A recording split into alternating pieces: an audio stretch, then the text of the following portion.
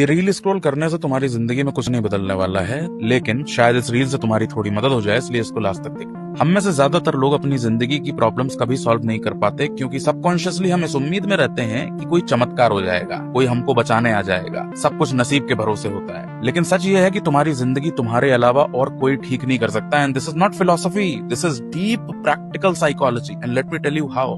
Change को outsource नहीं किया जा सकता। इंसान की जिंदगी तब बदलती है जब उसका दिमाग बदलता है, और दिमाग बदलता ही तब है जब इंसान अपना सच खुद देख पाता है। पूरी जिंदगी खत्म हो जाती है लोगों की इस उम्मीद में कि उनकी मदद करने के लिए कोई आएगा, कोई पार्टनर, कोई मेंटर, कोई थेरेपिस्ट या कोई किसी तरीके का कोई लक। क्योंकि हमको चेंज भी कंफर्ट के साथ चाहिए होता है, क्योंकि खुद चेंज लाने के लिए रिस्पॉन्सिबिलिटी लेनी पड़ती है, which is uncomfortable and painful. आपको अपनी गलतियां, अपने चूतिया पे एक्नॉलेज करने पड़ते हैं। जब आप इस फर्जी उम्मीद के चक्कर में रहकर बार बार फेल और डिसअपॉइंट होते हो, तो आप ये बिलीव करने लगते हो कि आपके एक्शन से अब कोई फर्क नहीं पड़ने वाला है, so you stop trying. In psychology, this is called learned helplessness.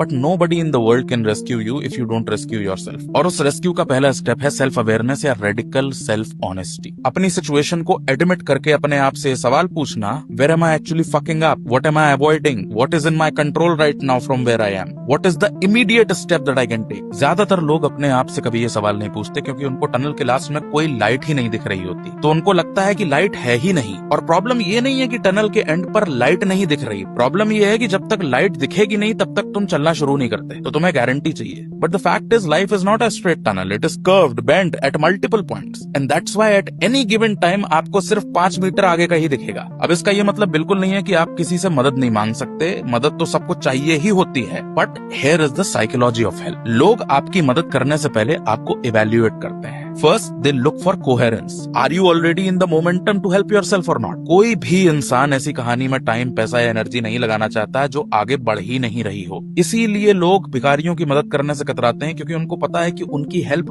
Waste हो जाएगी। आपको मदद तब नहीं मिलती है जब आपको चाहिए होती है, आपको मदद तब मिलती है जब लोगों को लगता है कि उनकी मदद वेस्ट नहीं होने वाली। बैंक आपको लोन तब नहीं देती है जब आपको चाहिए होता है, बैंक आपको लोन तब देती है जब उसको लगता है कि उनका पैसा वेस्ट नहीं होगा और आप उसको टाइम पे रिटर्न करोगे। Now this brings me to the second evaluation. Help charity नहीं होती है, help trade होता है। हर इंसान जो आपकी मदद करता है either gets or wants something in return. Either it makes them feel good or it gains them respect or they expect the return of favor in the future. तो help लोग randomly नहीं करते, rationally करते हैं। So to receive help you have to become a person worth helping. और वो तुमसे ही शुरू होगा, not because you have to do it alone but because you have to do it first. और एक बात और, कोई गारंटी नहीं है कि एक्शन के बाद क्लैरिटी मिल ही जाएगी, लेकिन एक्शन के बिना क्लैरिटी नहीं आती है, ये गारंटीड है। इसीलिए इंट्रोस्पेक्ट करना और अवेयर होना इंपॉर्टेंट है, because you can't correct what you don't notice.